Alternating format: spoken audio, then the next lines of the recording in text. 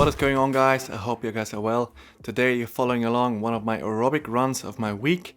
I want to share with you some tips that I learned that might help you as well when it comes to heart rate, how it behaves when it's high and low in training, and some other things I learned about general aerobic training and running. Let's kick off with factors that affect heart rate in training itself. So just a little heads up, obviously I'm not a doctor, this is YouTube. Don't Dr. Google yourself into things. If the heart rate is really off and weird, always check with a doctor. Get that out of the way, let's get into it. When the heart rate is higher in training, I noticed some of the reasons are the following. That one, it could be, for example, you come off an easy day or a rest day. That often leads to having a little bit higher heart rate when you do the run the day after. Then something that applies to the weather right now in the run. If it's very cold, I for example have asthma with the lungs, but even if you don't have asthma, your lungs kind of have to adapt a little bit to the really cold air. Sometimes it needs like 3-4 runs to get used to it, and the cold air can also definitely lead to you having a bit higher heart rate because of just not getting enough oxygen in due to the breathing restriction. Then obviously heat, if it's a really hot climate, everybody knows that your heart rate can also be higher. Then one thing, it could be really as simple as your battery of your heart rate sensor is low. I noticed for me personally, I run with the Garmin, I noticed sometimes 2 to 3 runs, the heart rate kind of behaves weird, and sometimes of course it can jump up high and low, then you know it's really broken. But sometimes I noticed like 2 runs or something, it's kind of showing like a lower values before it dies out. So that could also be something. And then lastly, sickness. Of course, if you're coming out of sickness or have sickness going on, that's just about lingering and about to kick off, there could be higher heart rate, and being out of shape after a longer break of aerobic exercise especially. So if you had a 1-week holiday or just a longer off-season rest and you get back into it, heart rate will be higher when you start. Then when the heart rate is lower in training, I noticed one sign could definitely be, especially for triathletes with 3 sports, lots of aerobic exercise, it could be suppressed heart rate due to fatigue. I feel that's something that's very common. Also when you look at pros and Strava, they're like in the deeps of training, they have these ridiculous low heart rates.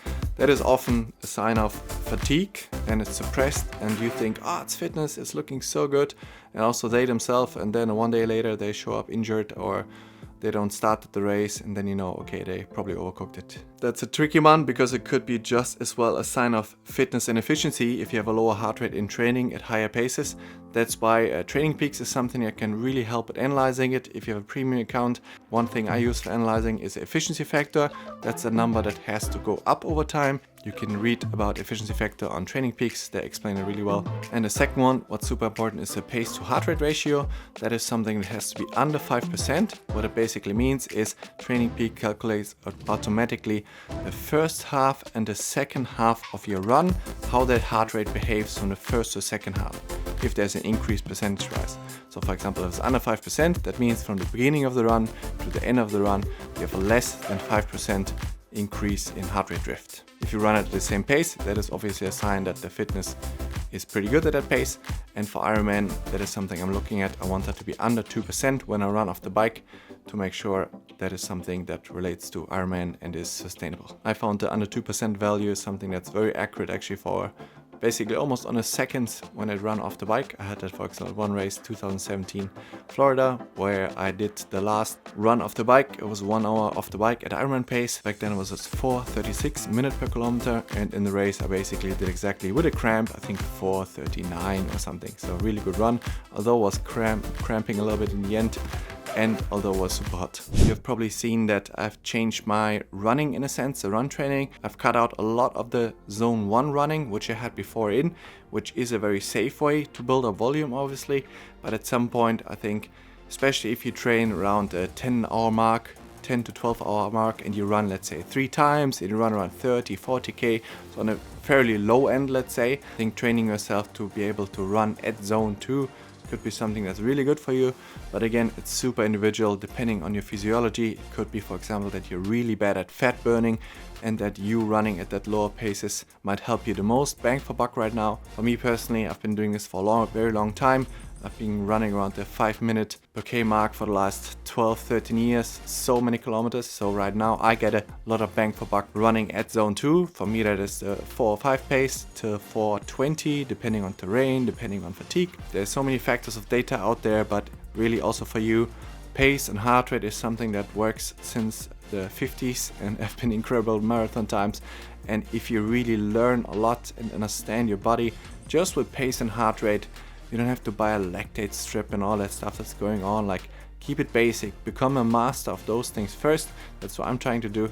And I think with that, you're gonna get 98% of the result there. If you're like a pure runner or someone that's really like pushing a volume, so going to like 80, 90, 100, 150K of running a week or more, could be. I think there the zone 1 running is probably something that, just to build up the volume to that level without getting injured, is something that is probably the way to do. If you like an inspiring story, you should have a look at Alexander Sorokin. He's on Instagram and everywhere. He has been 7 to 8 years ago, he has been a overweight and smoker, super unfit, and now he literally holds the world record for 100k distance. So it's an extremely established ultra runner. I think he held 3:30 pace for 100 kilometers. Even extreme runners like Kilian Jornet and all those guys, they couldn't kick that. And he runs up to 300 kilometers a week, and he has been building it up. And I also wrote with him, chatted with him, and I said, hey, do you do any zone 1 running? He said, very simple thinking, but I mean, in the sense it works. He said, yeah, no, I race at zone 2 and I only train in zone 2. And so he runs everything for him like 4 or 5k or quicker, and he runs that for 50, 70, 80 kilometers at a time, and it works for him. So if I would start all over again, let's say I would be in year 1 of my triathlon career. That's also what I do with athletes that I coach that are just at the beginning of the journey. Again, first have a check of their physiology. How are they by nature made? Some of them are, for example, diesels that are really good at running slow and forever by nature or just by training what they did before. The other ones are really good at being a high heart rate and short and quick, so basically carbohydrate monsters. So depending on what you want to train, what distance you train for, obviously a training plan has to change. But if I would just start out again and I would focus for mainly Ironman, I think I would really first do definitely the long run in zone 1. That's something a lot of people don't do. I think there's a lot of bang for buck for running in zone 1, this super easy pace, which is super established in the sport. This easy pace just to get your fat burning going. It really is something I feel that helps to build the engine, build your structures, allow tendons and muscles to really get used to the load. Substitute with at least one quality run. That could be either a threshold run or a high intensity speed run. It really depends a bit on where you are in the season or what your goals are. Definitely one quality run that kind of pushes the limit up without getting injured. Build that progressively, no crazy hero sessions. And then next to that, I'll definitely go for zone 2 running. So just either a simple heart rate test. There are several things you can do, just a 5k or 10k race. Then you get your threshold heart rate from that. And from that you can just pop it into any website or TrainingPeaks calculator and you get your zones pretty accurately. Not exactly as in a lab, but you know, you're 95% there probably with accuracy. It's enough. And those ranges, use them to just, okay, I'm gonna run in those ranges for zone 1. Even if you're in a hilly terrain, you have to walk up the hills to keep the heart rate down in the beginning. Do that. I had to do that as well when I lived in Switzerland. I had to walk hills because heart rate just went up too quick. And I heard other people did as well. And with time, I could easily jog them. So I could basically stay in fat burning mode while going up the hill. And zone 2 running the same, just pick that heart rate zone. You don't even have to look at paces. But what's really motivating for me, for example, I see that the pace is just picked up. It picked up the same loop I ran, same climate, I said it in another video. And the heart rate stayed the same. For me, zone 2 is in the lab measured up to 163 heart rate actually. So that's my lab measured LT1 aerobic threshold. I use the ranges right now between 150 and 155. So I really have quite a bit of buffer as well until I hit the aerobic threshold, the higher end. But you get a lot of bang for buck already at the, let's say, mid to low range of the zone 2. The high zone 2 paces and heart rate zones is something, of course, that is more related to Ironman pace training kind of things. But your heart rate actually has to be, as I said before, on the lower end of zone 2, I believe, to be able to be sustainable in a full Ironman after the bike and everything. Sometimes in a video it might look like I'm actually talking a video, but that would mean there would be something wrong with the sound file or the microphone, or maybe somebody didn't turn the microphone on while filming.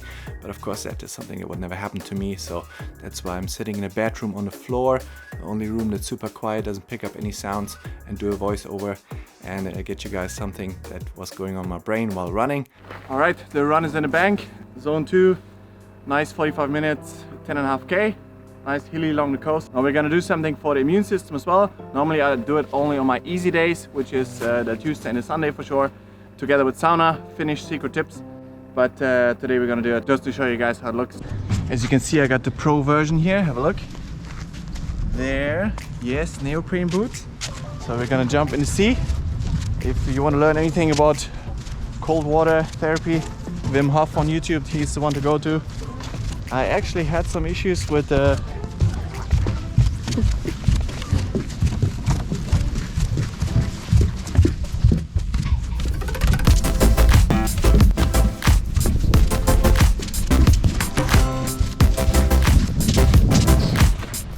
floor is frozen, as you can see.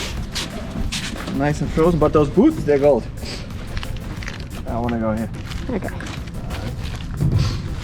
Just for educational purposes, Wim Hof says basically you should go only by feeling. So if your body says go out, go out. So don't force it. That's something I did in the beginning wrong. I kind of I want to time it, this triathlete mindset. And yeah, so I just go by feeling. Just want to show you guys. Sometimes I do, when I'm here, I did 3 times 10-15 seconds. And one thing you'll notice is that once I go in there, the body basically thinks, which is correct, that it's dying. So you have to suppress that with breathing. Breathing will help a lot to lower your resting heart rate.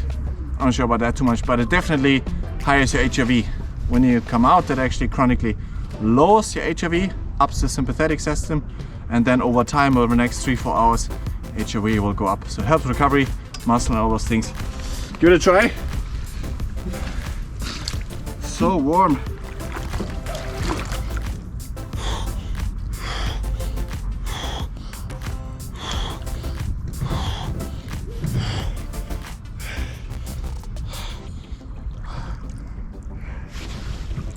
Bubbling warm.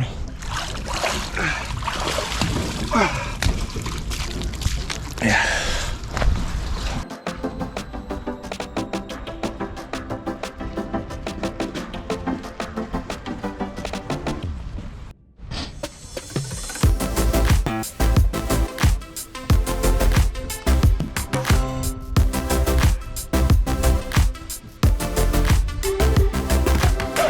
Alright guys, it's beach time in Finland.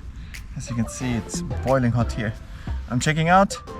I hope you guys have a good week. Enjoy your training, and I'll see you in next week's video. Ciao. If you enjoy this kind of content, feel free to leave a comment, leave a like, subscribe to the channel, and I'll see you in next week's video.